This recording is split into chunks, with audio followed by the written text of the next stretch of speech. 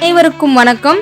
நல்லம்பாக்கத்தில் அமைந்துள்ள திருநல்லமங்கை ஈஸ்வரி சமேத சொர்ணலிங்கேஸ்வரர் ஆலயத்துல இப்போ முருகப்பெருமானையும் வள்ளி தெய்வானையோட பிரதிஷ்டை செய்யறதுக்கான வேலைகள் எல்லாம் நடந்துகிட்டு இருக்குங்க.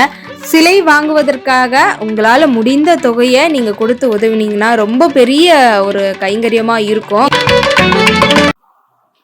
பார்வதிபதையே மகாதேவா ஜெய் ஆதிபராசக்தி மாதாஜிக்கு ஜெய். அன்பார்ந்த பக்தி ஒளி நேயர்களுக்கு சுவாமிநாத சோஷ அனந்த கோடி நமஸ்காரம். எல்லாம் அல்ல பரமேஸ்வரன் அனுகிரகத்தால பக்தி ஒளியில பக்தி பரவசமாய் கொண்டிருக்கிறது. இப்ப என்ன அப்படின்னா, விளக்கு ஏற்றுவது எப்படி, எந்த விளக்க பூஜை பண்ணலாம் அப்படின்னு இப்ப அந்த காலத்துல இந்த சந்தேகங்கள்லாம் இல்லை. இந்த காலத்துல எல்லாருக்கும் சந்தேகம் வர ஆரம்பிச்சு. ஏன்னா ஒவ்வொரு பார்த்தீங்கன்னா ஒரு பேப்பர் புக்கு, பக்தி சேனல், பக்தி புக்கு இப்படின்ட்டு நிறைய வந்துருச்சு.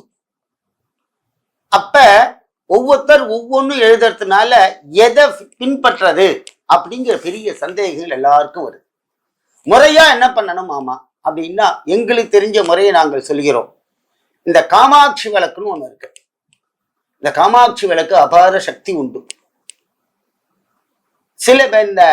சில ஊர் பக்கம்னா காமாட்சி, சில வீர்ல பார்த்தீங்கன்னா குத்து விளக்கு. இது பிரயோகம் என்ன அப்படிங்கிறத நிறைய பேர் இருக்கிறா. இந்த காமாட்சி விளக்கு இருக்கு பார்த்தீங்களா, இப்ப கிரகப்பிரவேசம் பண்றோம். கிரகப்பிரவேசத்துல காமாட்சி விளக்கு எடுத்துன்னு வரா. காமாட்சி விளக்குல என்ன இருக்கும், உள்ள மகாலட்சுமியுடைய போட்டோ இருக்கும், தீப ஜோதி. இந்த அம்பாளை ஆத்துல எடுத்துன்னு வந்து கிரகப்பிரவேசம் பண்றோம். அடுத்ததாக சில விளக்குல காமாட்சி போட்டோவே அதுல போட்டு பிரிண்ட் ஆகி காமாட்சி விளக்குன்னே சொல்றான். இது எதனால இந்த காமாட்சி விளக்கு அப்படின்னு பேர் என்ன அப்படின்னா, பிரத்யட்சமாக காமாட்சி அமர்ந்த சுரூப கோலத்துல ஜோதி சுரூபமா காட்சியளித்தான். முதல்ல நீங்க காமாட்சி போய் பார்த்தேன்னா காஞ்சிபுரத்துல அம்பாள்கிட்ட என்ன திருமோன பேர் அழகு, அம்பாளுடைய கண்ணு. எல்லாரும் என்ன சொல்லுவா அப்படின்னா, கண்ணை பார்த்து பேசுன்னு சொல்லுவா. நீங்க ஒருத்தட்ட பேசுறேன்னு வச்சுங்களேன், அவ கண்ணை பார்த்து பேசினேன்னா அரை செகண்ட் விட அவளால உங்க கண்ணை பார்க்க முடியாது. இல்ல உங்களால அவர் கண்ணை அரை செகண்ட் பார்க்க முடியாது.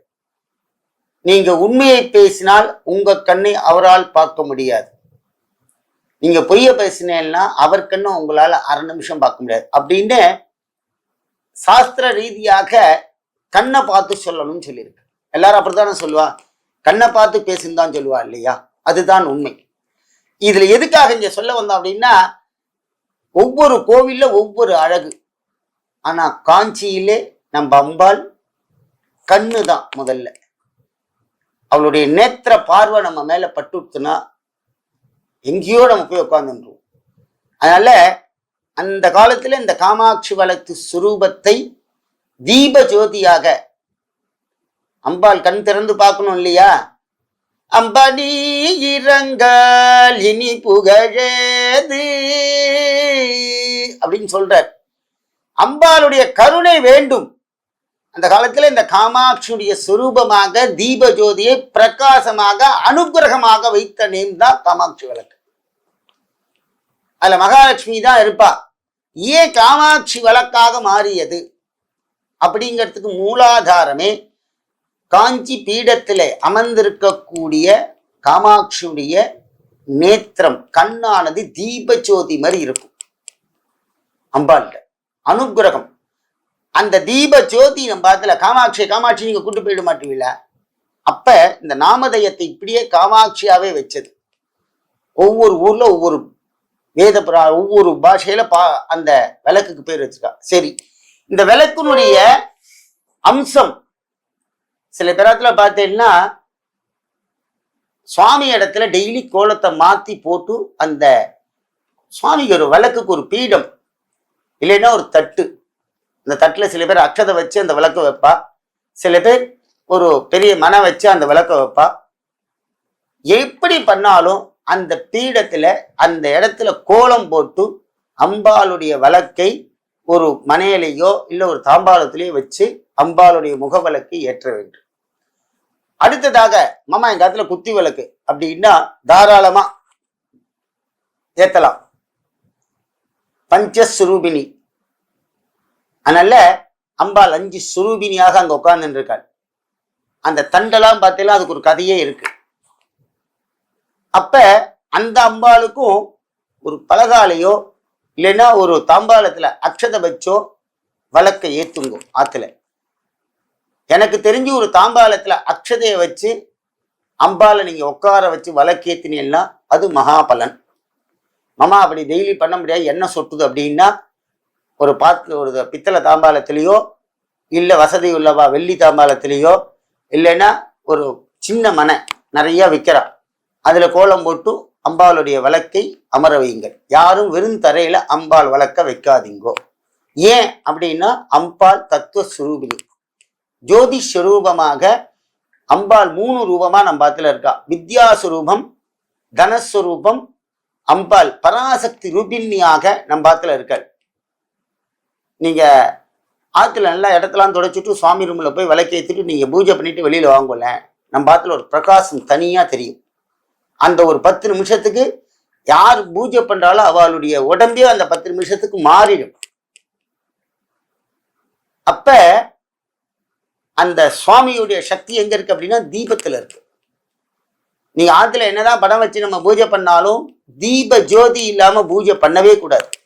அதே மாதிரிதான் கோவில்ல நீங்க அர்ச்சனை பண்ண போறீங்களோ இல்ல ஏதாவது பண்ண போறீங்கன்னா கோவில போய் ஒரு விளக்கேத்துங்க. சுவாமிக்கு ஒரு பிரகாசம். அகல் விளக்குல எதுக்கு ஏத்துறா? ஏன் இப்ப கோவில்ல வாசல்ல வச்சு அகல் விளக்கு வைக்கணும்? எதுக்கு நெய் விளக்குன்னு வைக்கிறா? ஏன் அப்படின்னா சில பேர் ஆத்துல இருந்து எண்ணெயை கோவிலுக்கு கொண்டு வர மாட்டான். அதே மாதிரி அந்த காலத்திலே இப்படித்தான் வியாபாரம். சில கோயில் என்ன பண்றா, ஒரு பெரிய தூக்குல எண்ணெயை வச்சிடுறா, அங்க ஒரு உண்டியில வச்சிடுறா, திரியும் வச்சிடுறா. எல்லாரும் அவளால் முடிஞ்ச அளவுக்கு அதுல காசை போட்டுட்டு எவ்வளவு தீபம் ஏத்துறமோ அவ கொண்டு தீபம் ஏத்துறா.